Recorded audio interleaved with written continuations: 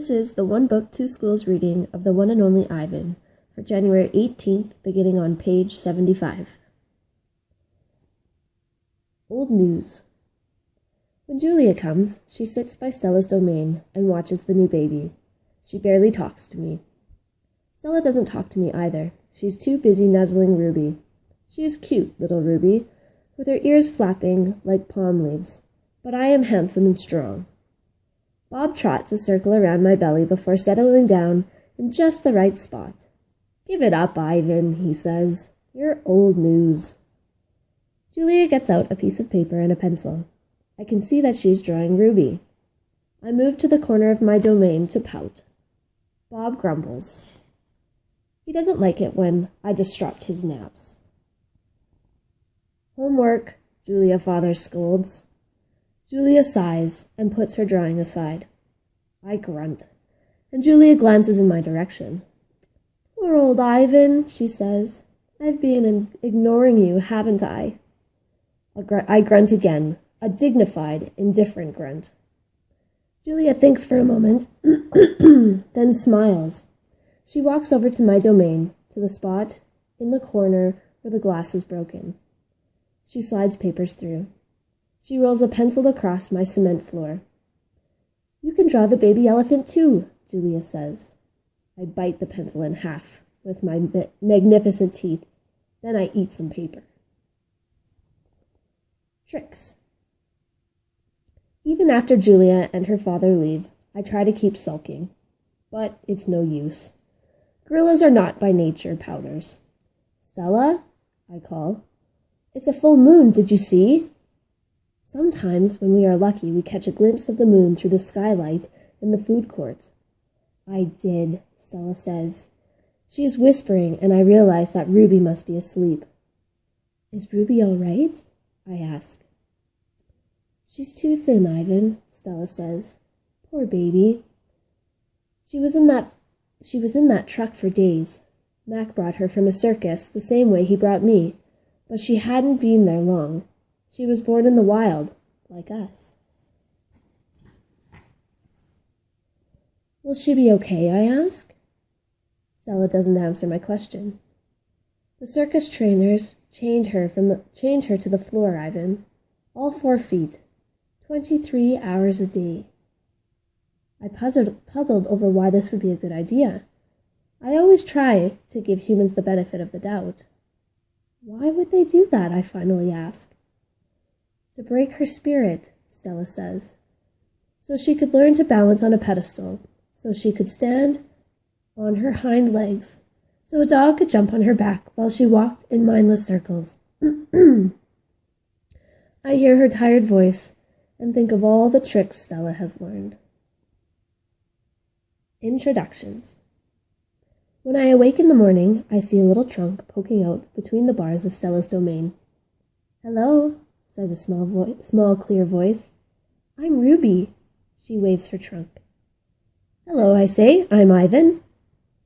"Are you a monkey?" Ruby asks. "Certainly not." Bob's ears perk up, although his eyes stay closed. "He's a gorilla," he says, "and I'm a dog of uncertain heritage."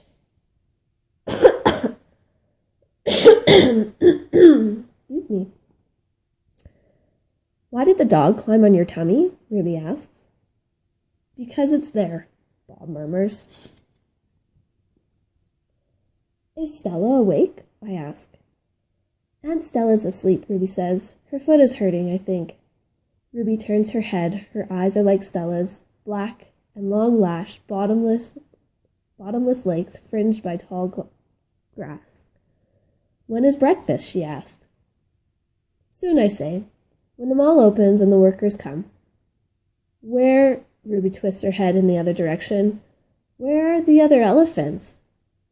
"It's just you and Stella," I say, and for some reason, I feel we have let her down. "Are there more of you?" "Not," I say, "at the moment." Ruby picks up a piece of hay and considers it. "Do you have a mom and dad?"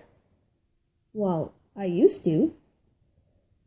"Everyone has parents," Bob explains, It's unavoidable. Before the circus, I used to live with my mom and my aunts and my sisters and my cousins, Ruby says. She drops the hay, picks it up, twirls it. They're dead. I don't know what to say. I'm not really enjoying this conversation, but I can see that Ruby isn't done talking. To be polite, I say, I'm sorry to hear that, Ruby. Humans killed them, she says. Who else? Bob asks, and we all fall silent.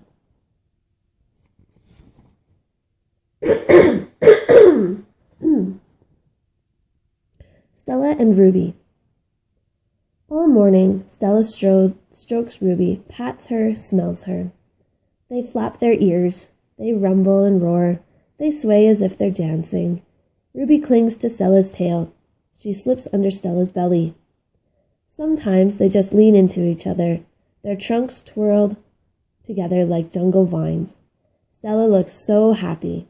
It's more fun to watch than any nature show I've ever seen on TV. Home of the one and only Ivan. George and Mac are out by the highway. I can see them through one of my windows. They are next to each other on tall wooden ladders, leaning against the billboard that tells the cars to stop and visit the one and only Ivan, mighty silverback. George has a bucket and a long-handled broom. Mac has pieces of paper. He slaps one against the billboard. George dips the broom into the bucket. He wets the paper with the liquid from the bucket, and somehow the paper stays in place. They put up many pieces before they are done. When they climb down from the ladders, I see that they've added a picture of a little elephant to the billboard. The elephant has a lopsided smile.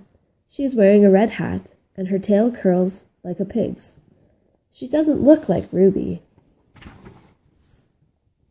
She doesn't even look like an elephant's. I've only known Ruby one day, and I could have drawn her better. Art lesson.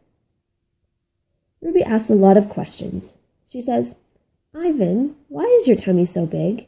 And, have you ever seen a green giraffe? And, can you get me one of those pink clouds that the humans are eating? When Ruby asks, what is that on your wall? I explain that it's a jungle. She says the flowers have no scent, and the waterfall has no water, and the trees have no roots. I am aware of that, I say. It's art. A picture made with paint. Do you know how to make art? Ruby asks. Yes, I do, I say, and I puff up my chest just a little. I've always been an artist. I love drawing.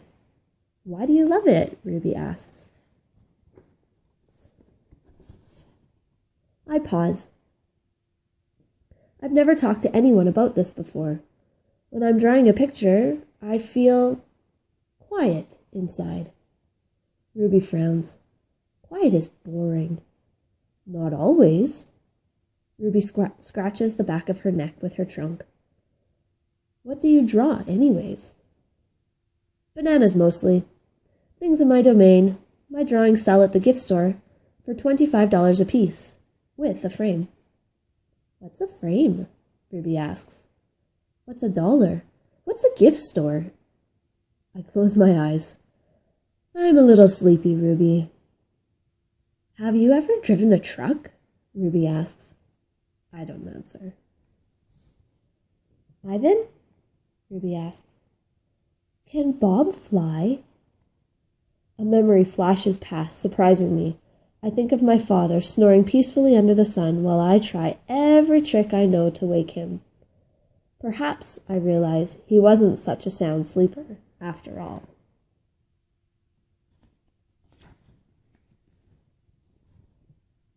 Treat. How's that foot, old girl? George asks Stella. Stella pokes her trunk between the bars. She inspects George's right shirt pocket for the treat he brings her every night without fail. George doesn't always bring me treats. Stella's his favorite, but I don't mind. She's my favorite too.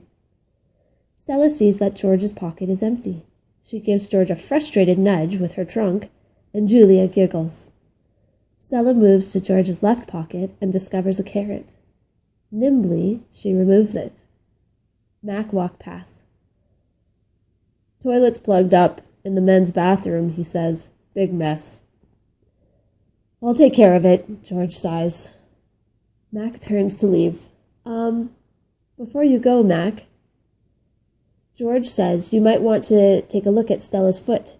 I think it's infected again. Darn thing never does heal up right, Mac rubs his eyes. I'll keep an eye on it. Money's tight, though. Can't be calling the vet every time she sneezes. George strokes Stella's trunk. She inspects his pockets one more time, just in case. Sorry, girl, George says, as he watches Mac walk away. And that's it. Thanks for listening.